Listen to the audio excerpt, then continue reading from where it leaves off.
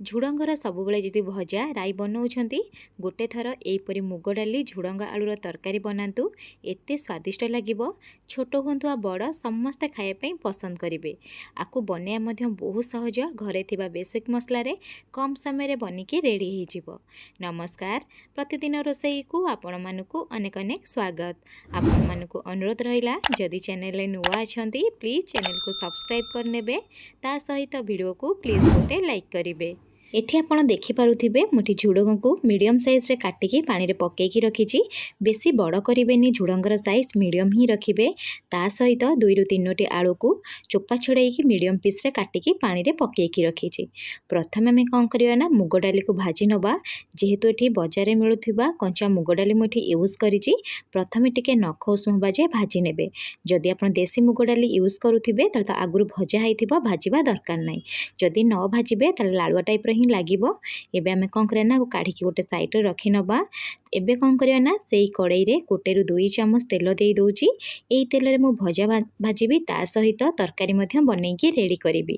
ତେଲ ଟିକେ ଗରମ ହେଇସାରିଲା ପରେ କାଟିକି ରଖିଥିବା ପ୍ରଥମେ ଆଳୁକୁ ଦେଇଦେବା। ଆଳୁକୁ ଦେଇ ସାରିଲା ପରେ 1 ମିନିଟ୍ ଆପଣ କ'ଣ କରିବେ ନା ମିଡ଼ିୟମ୍ ଫ୍ଲେମ୍ରେ ଭାଜି ନେବେ। ଏବେ ଆପଣ ଲୁଣ ୟୁଜ୍ କରିବେନି। ଲୁଣ ଦେଲେ ଆଳୁରୁ ପାଣି ବାହାରି ଯାଇଥାଏ ଆଉ ଭଲସେ ଭାଜି ହେଇନଥାଏ। ସେଥିପାଇଁ ପ୍ରଥମେ ଭାଜି ନେବେ। ଭାଜି ନେଇ ସାରିଲା ପରେ କଭର୍ କରିକି 2 ମିନିଟ୍ ଛାଡ଼ିଦେବେ। 2 ମିନିଟ୍ ପରେ ଆଳୁକୁ ଆଉ ଥରେ ଟିକେ ଭାଜି ନେବେ। ପାଖାପାଖି ଆଳୁ 20ରୁ 30% ସିଝି ଯାଇଛି। ଏବେ ଆମେ କ'ଣ କରିବା ନା କାଟିକି ରଖିଥିବା ଝୁଡ଼ଙ୍ଗକୁ ଦେଇଦେବା। ଝୁଡ଼ଙ୍ଗ ଦେଇ ସାରିଲା ପରେ 1ରୁ 2 ମିନିଟ୍ ପ୍ରଥମେ ଆମେ ଝୁଡ଼ଙ୍ଗକୁ ମଧ୍ୟ ମିଡ଼ିୟମ୍ ଫ୍ଲେମ୍ରେ ଭାଜି ନେବା। ଭାଜି ନେଇ ସାରିଲା ପରେ ସ୍ୱାଦ ହିସାବରେ ଲୁଣ ଦେବା। ଲୁଣ ଦେଇ ସାରିଲା ପରେ କଲର୍ ପାଇଁ 2ରୁ 3 ପିଞ୍ଚ ଏଠି ଆମେ ହଳଦୀ ଗୁଣ୍ଡ ଦେଇଦେବା। ଦେଇ ସାରିଲା ପରେ ଫ୍ଲେମ୍କୁ ମିଡ଼ିୟମ୍ ରଖିବା। ମିଡ଼ିୟମ୍ ଫ୍ଲେମ୍ରେ ପ୍ରଥମେ ଝୁଡ଼ଙ୍ଗ ଆଳୁକୁ ହଳଦୀ ଲୁଣ ସହିତ 1ରୁ 2 ମିନିଟ୍ ଏଠି ଭାଜି ନେବେ। ଯାହାଫଳରେ ଖାଇବା ପାଇଁ ତ ଫିକା ଲାଗିବନି ଭିତରୁ, ତା ସହିତ କଲର୍ ମଧ୍ୟ ଭଲ ଆସିବ। କଭର୍ କରିକି ମିଡ଼ିୟମ୍ ଫ୍ଲେମ୍ରେ 3 ମିନିଟ୍ ଛାଡ଼ିଦେବେ। 3 ମିନିଟ୍ ହେଇଗଲା ପରେ ମୁଁ ଏଠି ଆପଣଙ୍କୁ କଭର୍ କାଢ଼ିକି ଦେଖାଇ ଦେଉଛି, ଦେଖିପାରୁଥିବେ ଝୁଡ଼ଙ୍ଗ ଆଳୁ ପାଖାପାଖି 70% ସିଝି ଯାଇଛି। ଏବେ ଆମେ କ'ଣ କରିବା ନା ଫ୍ଲେମ୍କୁ ମିଡ଼ିୟମ୍ ରଖିକି 3ରୁ 4 ମିନିଟ୍ ପ୍ରଥମେ ଟିକେ ଭାଜି ନେବା। ଏଠି ବେଶୀ ପୋଲା ଟାଇପ୍ର ଭାଜିବେନି, ନହେଲେ ଖାଇବା ପାଇଁ ସ୍ୱାଦ ଆସିବନି। ଏବେ କାଢ଼ିକିରି ଗୋଟେ ପ୍ଲେଟ୍ରେ ରଖିନେବା। ସେ ଯେଉଁ ବଳକା ତେଲ ଅଛି ନା ସେଇ ତେଲରେ ମୁଁ ଏଠି ଅଧା ଚାମଚ ଦେଇଦେବି ଜିରା। ତା ସହିତ ଅଳ୍ପ କିଛି ଭୂଷମ ପତ୍ର ଦେବେ। ଦେଖିବେ ତରକାରୀର ବାସ୍ନା ବହୁତ ଭଲ ଆସିବ। ତା ସହିତ 1 ଚାମଚ ଅଦା ରସୁଣ କଞ୍ଚା ଲଙ୍କାକୁ ଛେଚିକିରି ଦେଇ ଦେଉଛି। ଦେଇ ସାରିଲା ପରେ 1ରୁ 2 ମିନିଟ୍ ଫ୍ଲେମ୍କୁ ମିଡ଼ିୟମ୍ ରଖିବେ। ମିଡ଼ିୟମ୍ ଫ୍ଲେମ୍ରେ ଭଲସେ ଟିକେ କ'ଣ କରିବେ ନା ଭାଜି ନେବେ। ଯେଉଁ ଅଦା ଆଉ ରସୁଣର କଞ୍ଚା ସ୍ମେଲ୍ ଥାଏ ନା, କଞ୍ଚା ସ୍ମେଲ୍ ଯିବା ଯାଏ ଭାଜି ନେବେ। ଭାଜି ନେଇ ସାରିଲା ପରେ ଗୋଟେ ମିଡ଼ିୟମ୍ ସାଇଜ୍ର ପିଆଜକୁ ଏଠି ଫାଇନଲି ଚପ୍ କରି ନେଇଛି। ପିଆଜକୁ ଦେଇଦେବା। ପିଆଜକୁ ଦେଇ ସାରିଲା ପରେ ଏଠି ଆପଣ କ'ଣ କରିବେ ନା ଫ୍ଲେମ୍କୁ ମିଡ଼ିୟମ୍ ରଖିବେ। ମିଡ଼ିୟମ୍ ଫ୍ଲେମ୍ରେ ପିଆଜ ଆଉ ରସୁଣ ଯେଉଁ ଅଦା ନା ଲାଇଟ୍ ବ୍ରାଉନ୍ କଲର୍ ହେବା ଯାଏ ଭାଜି ନେବେ। ଦେଖିପାରୁଥିବେ ସବୁର କଲର୍ ଚେଞ୍ଜ ହେଇଗଲାଣି। ଆକୁ ବେଶୀ ଭାଜିବେନି, ନହେଲେ ପୋଡ଼ଲା ଟାଇପ୍ର ଲାଗିବ। ଗୋଟେ ମିଡ଼ିୟମ୍ ସାଇଜ୍ର ଟମାଟୋକୁ ପେଷ୍ଟ ବନେଇ ନେଇଥିଲି, ଟମାଟୋର ପେଷ୍ଟ ଦେଇ ଦେଉଛି। ଦେଇ ସାରିଲା ପରେ ଫ୍ଲେମ୍କୁ ମିଡ଼ିୟମ୍ ରଖିବେ। ମିଡ଼ିୟମ୍ ଫ୍ଲେମ୍ରେ 2ରୁ 3 ମିନିଟ୍ ଏଠି ଆପଣ କ'ଣ କରିବେ ନା କଷି ନେବେ। କଷି ନେଇ ସାରିଲା ପରେ ଅଧା ଚାମଚ ଲୁଣ ଦେଇଦେବେ। ଆପଣ ମନେ ରଖିଥିବେ ଆମେ ଭାଜିଲା ବେଳେ ମଧ୍ୟ ଲୁଣ ଦେଇଥିଲେ, ସେହି ହିସାବରେ ଦେଖିକି ଏଠି ଲୁଣ ୟୁଜ୍ କରିବେ। ଲୁଣ ଦେଇ ସାରିଲା ପରେ ଆକୁ ଆପଣ ଜଷ୍ଟ ଟିକେ ମିଶାଇ ନେବେ। ମିଶାଇ ସାରିଲା ପରେ ଫ୍ଲେମ୍କୁ ଲୋ ଟୁ ମିଡ଼ିୟମ୍ ରଖିବେ। ଲୋ ଟୁ ମିଡ଼ିୟମ୍ ଫ୍ଲେମ୍ରେ କଭର୍ କରିକି ପାଖାପାଖି 3ରୁ 4 ମିନିଟ୍ ଛାଡ଼ିଦେବେ। 3ରୁ 4 ମିନିଟ୍ ପରେ ମୁଁ ଆପଣଙ୍କୁ ଦେଖାଉଛି, ଦେଖିପାରୁଥିବେ କେତେ ସୁନ୍ଦର ସେ ପୁରା ମସଲା ହେଇଯାଇଛି। ଟମାଟୋ ମଧ୍ୟ ଭଲସେ ସିଝି ଯାଇଛି। ଏବେ ଆମେ କ'ଣ କରିବା ନା ଟିକେ ଜଷ୍ଟ କଷି ନେବା। କଷି ନେଇ ସାରିଲା ପରେ ବେସିକ୍ ମସଲା ଏଠି ୟୁଜ୍ କରିବା। 1 ଚାମଚ ଚିଲି ପାଉଡ଼ର ଦେଇ ଦେଉଛି। ତା ସହିତ 1 ଚାମଚ ଧନିଆ ଗୁଣ୍ଡ ଦେଇଦେବା। ଅଧା ଚାମଚ କଲର୍ ପାଇଁ ହଳଦୀ ଗୁଣ୍ଡ ଦେଇଦେବା। ଆଉ ଅଧା ଚାମଚ ମୁଁ ଏଠି ମିଟ୍ ମସଲା ୟୁଜ୍ କରୁଛି।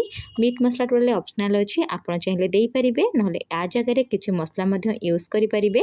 ତାପରେ ଫ୍ଲେମ୍କୁ ଲୋ ରଖିକି ଶୁଖିଲା ମସଲାକୁ 1ରୁ 2 ମିନିଟ୍ ଏଠି ଆମେ କଷି ନେବା। କଷି ନେଇ ସାରିଲା ପରେ ଶୁଖିଲା ମସଲା ସିଝିବା ପାଇଁ 3ରୁ 4 ଚାମଚ ପାଣି ଦେଇଦେବେ। ପାଣି ଦେଇ ସାରିଲା ପରେ ଆକୁ ଆପଣ କ'ଣ କରିବେ ନା ଭଲସେ ଟିକେ କଷି ନେବେ। କଷି ନେଇ ସାରିଲା ପରେ ଫ୍ଲେମ୍ फ्लेम को एबे मीडियम करेंगे।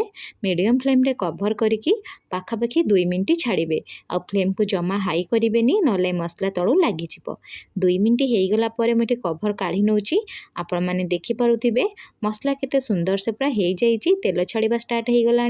एबे आमे 1-2 मिनिट मसला को कौन करना कषि नवा। आपण मैंने देखिपे मसला पूरा परफेक्ट अच्छी तरकारी बनवाई।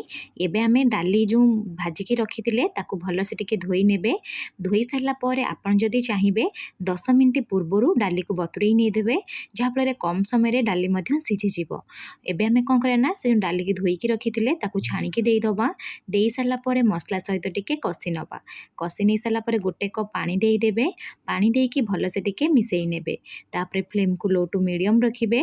लो टू मीडियम फ्लेम रे कभर करिकी 8-10 मिनिट एठी आपण कौन करना छाड़ी देबे, जहाँफल डालीटा पूरा भल से सीझीज। 8 मिनिट पर मु आपनको काढ़िकी देखौची, देखिपारुथिबे केते सुंदर से पूरा डाली सीझी जाइची और पूरा गोटा गोटा टाइप रो अछि। जमा भी जेंति डाली टाइप रो मिसिनी एमती ही स्टेज थिबो। आपण कौन करिवे ना परिबा यूज करिवे। जदि एठी आपण बेसी डाली को सीझी नेबे तार एठी आपण कौन करना पूरा डाली टाइप रो पानिया टाइप रो हे जिवो आ एते टेस्ट आसीबनी।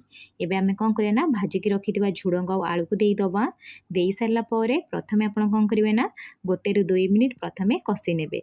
कषि नहीं सारा पर फ्लेम को लो रखिबे।